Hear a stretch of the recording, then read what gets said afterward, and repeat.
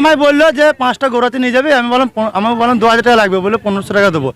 ওই জন্য আমি আসলাম। আমি কেরালায় থাকি, আমি ভোটে বাড়ি আইছি ভোট দিতে।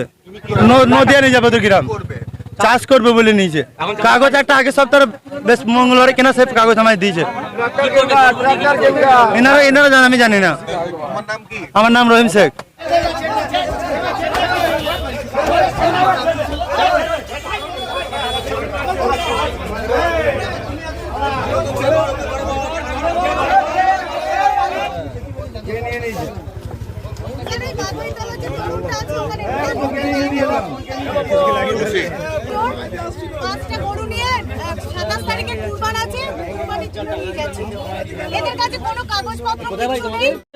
ব্যাপারের কাছে কদমপুকুর থেকে আমরা 5টা গরু কিনে নিয়ে আসি।